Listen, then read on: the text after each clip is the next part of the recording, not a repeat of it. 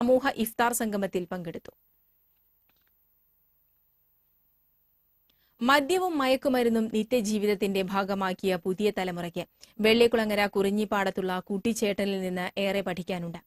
ശ്രീനാരായണ ഗുരുദേവന്റെ വചനങ്ങളിൽ നിന്ന് അണുവിട മാറാതെ മദ്യനിരോധനത്തിനും മതമൈത്രിക്കും മാനവ സ്നേഹത്തിനും വേണ്ടി ജീവിതത്തിന്റെ ഏറിയ പങ്കും മാറ്റിവെച്ച ആളാണ് ഈ വയോധികൻ. 84 വയസ്സിലും മദ്യപാനം ശീലമുള്ളവരെ സ്നേഹപൂർവമായ ഉപദേശങ്ങളുടെ പിന്തിരിപ്പിക്കാൻ ശ്രമിക്കുകയാണ് CK കുട്ടി എന്ന കുട്ടിച്ചേട്ടൻ. നീണ്ട 60 വർഷത്തോളം മറ്റത്തൂരിലെ മലയോര ഗ്രാമങ്ങളുടെ സൈക്കിളിൽ ചുറ്റി സഞ്ചരിച്ച് മദ്യത്തിനെതിരെ സമൂഹ മനസാക്ഷിയെ ഉണർത്തുകയും ഗുരുദേവ സന്ദേശം പ്രചരിപ്പിക്കുകയും ചെയ്താലാണ് കുട്ടിച്ചേട്ടൻ.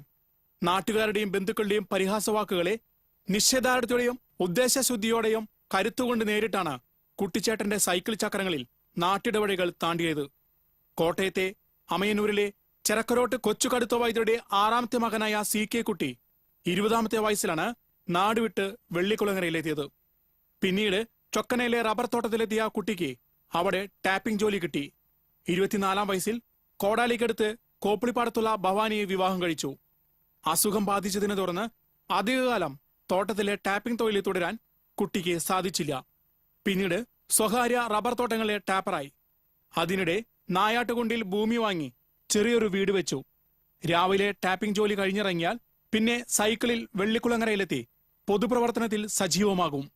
2ാം തരം വരെ മാത്രമേ പഠിച്ചിട്ടുള്ളൂവെങ്കിലും നല്ലൊരു വായനക്കാരനായ കുട്ടിച്ചാട്ടൻ വെള്ളിക്കുളങ്ങരയിലെ വായനശാലയിലെ സജീവ സാന്നിധ്യമായിരുന്നു.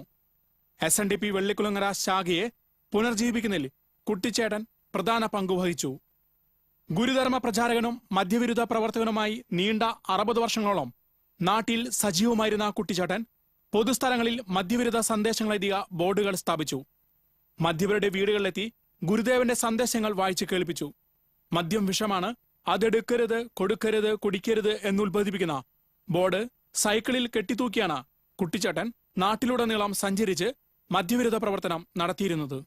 വീട്ടിൽ ഗുരുദേവ കൃതികൾക്കൊപ്പം ഹൈന്ദവ പുണ്യഗ്രന്ഥങ്ങളും ബൈബിളും ഖുറാനും സൂക്ഷിക്കുന്ന കുട്ടിച്ചേട്ടൻ ഏറ്റവും വലിയ സാമൂഹ്യ അനിധിയായാണ് മദ്യത്തെ കാണുന്നത്.